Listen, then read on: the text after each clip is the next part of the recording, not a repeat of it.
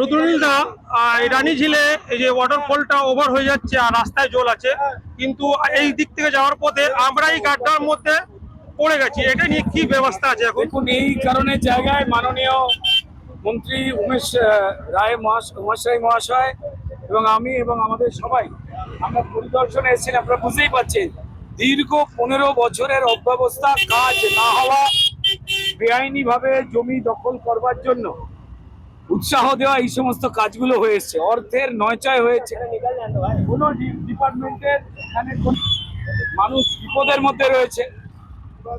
Howrah corporation যাতে দ্রুত কাজ শেষ করে মানুষকে রিলিফ দেওয়া হয়, সেই জন্য পুরো টিম নিয়ে মাননীয় মন্ত্রী উমেশ রায় মহাশয় এবং শিবপুরের বিধায়ক হিসেবে আমি এবং বাকিরা প্রত্যেককেই আমরা কাজ করতে এসেছিলাম, এবং কি করে সলিউশন হবে, তাড়াতাড়ি দ্রুত কত কাজ করে সেই বিষয়ে পর্যালোচনা হয়েছে। দেখুন, মানুষ অবৈধভাবে যেখানে ড্রেন পরিষ্কার হবে সেই ড্রেনগুলো তারা দখল করে ফেলেছে, অবৈধভাবে সেখানে বসে পড়েছে।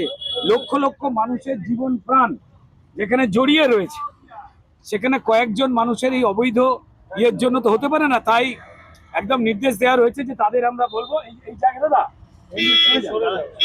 যাবে মানুষের, তো তাদেরকে মাইকিং করে বলা হবে সরতে, কারণ লক্ষ লক্ষ মানুষের বিষয় রয়েছে, তাদের জীবন রয়েছে। হাওড়া কি জলে ডুবে থাকবে নাকি? 15-20 বছর যেমন হয়েছে, নতুন সরকার এসেছে, তাদের নতুন কাজ, নতুন প্রত্যাশা, সবাই উদ্যমী হয়ে এখানে নেমে পড়েছে কাজটা করতে। তাই মানুষ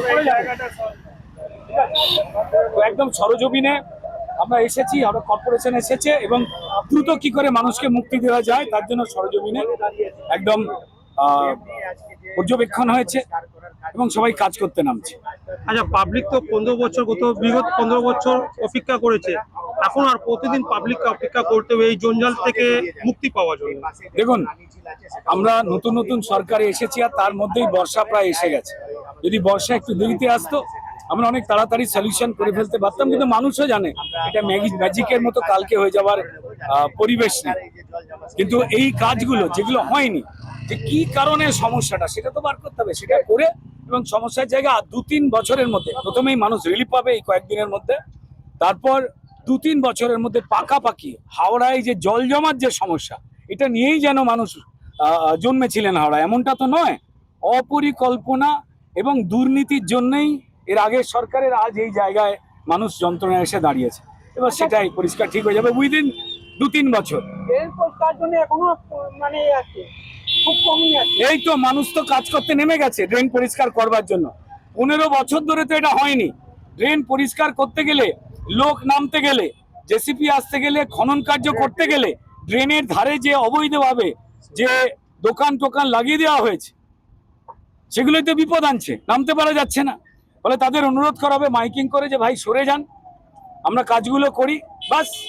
তারপরে জায়গায় আজকে থেকেই কাজ শুরু হয়ে গেছে, আপনারা গিয়ে দেখেও এসেছেন যে কাজ 15 বছর ধরে হয়নি।